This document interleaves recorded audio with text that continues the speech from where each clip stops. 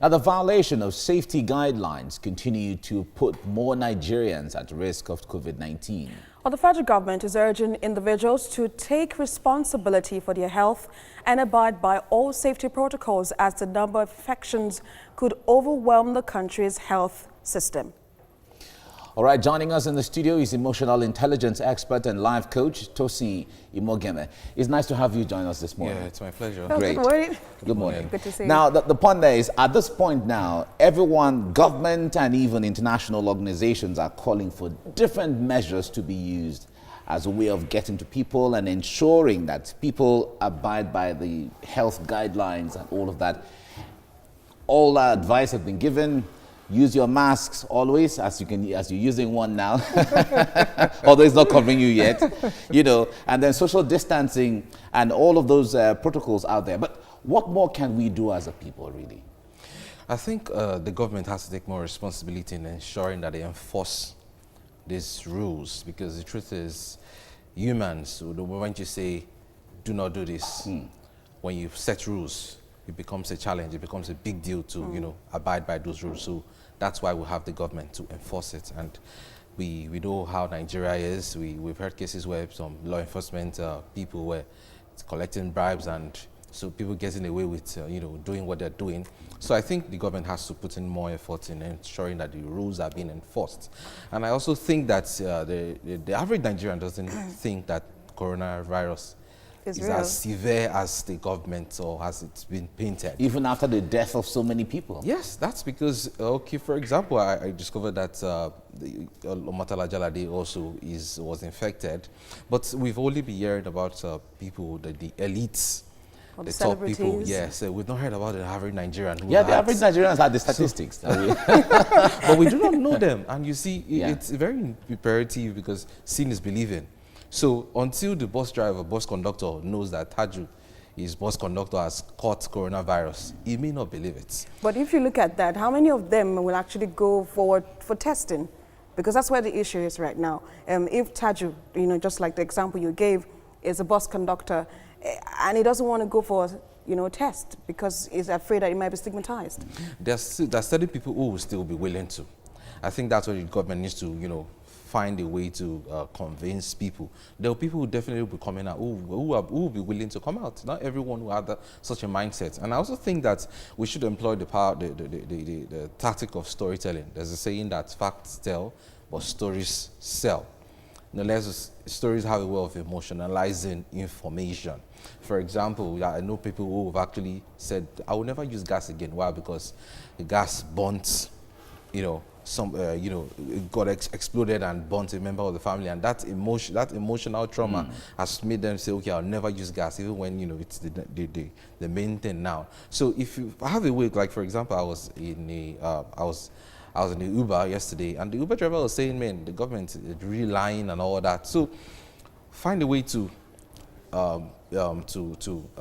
form stories out of this. So this is about the tactic on how to communicate to people. Yes, communication. Yes. So they believe. Yes, they believe the market, that people who actually, for example, even in the marketplace, if Mama Tosin, or they would be able to relate more as opposed to just seeing the elites only being affected. They would know that, yes, this is actually real and it's amongst us. So that way it would ensure them that it will make them begin to, take the preventive measures seriously. But the question I'd like to ask you is, so we say that this is the new normal. Of course, you're wearing the face mask. So everywhere you go in the market, you want to go to a restaurant, you want to go to church. Yesterday, church was it didn't feel like church because you had to use the mask. So and then the crowd.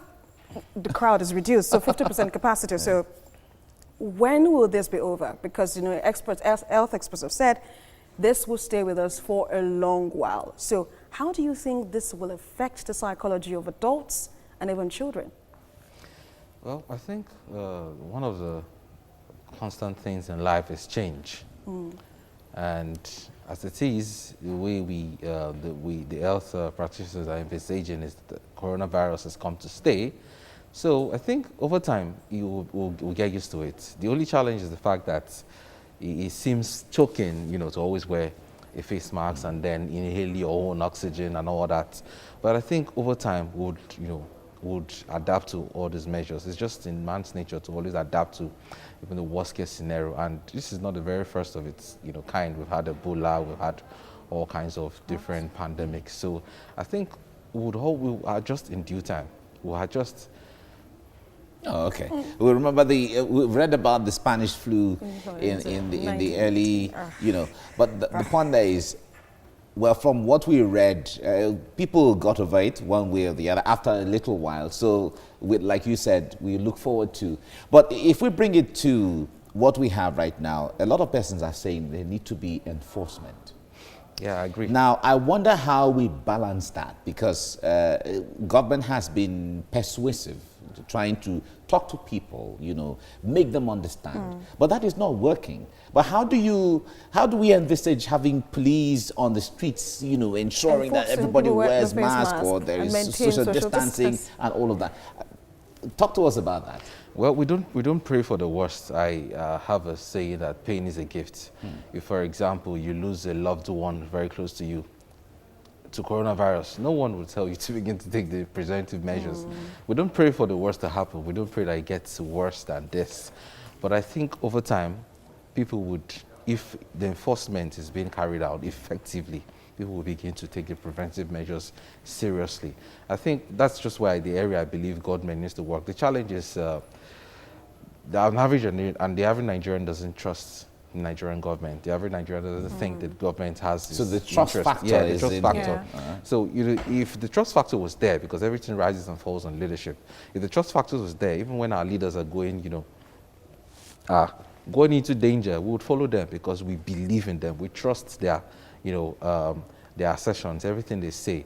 But that's where the challenge is. We feel that it's not as severe as it is as, opposed to other developed nations. We believe in Africa, in Nigeria specifically, that the virus is not as, severe as it is, and they're just, the confirmed cases are just being exaggerated. So we need to see more people come out and say, yes, I've been infected. Right. Day-to-day people, the people we see on the street, the bus conductors, the those who have recovered, yes, those who have recovered. Okay. It's not a stigma, and even the death rate is pretty low. The death rate is about 3%, less than 3%, no matter how you calculate it. It's less than we have currently over 49,000 people that confirmed cases, and we have over 36,000 people who have been released, and yet we don't even have up to 1,000 people that have died, and people die every day. I believe the greater pandemic here is poverty. And the fact that the recession is looming. That's even another discussion for another day. Thank you so much, Tosin, for talking to us and sharing your thoughts on Tuesday Breakfast. Thank you.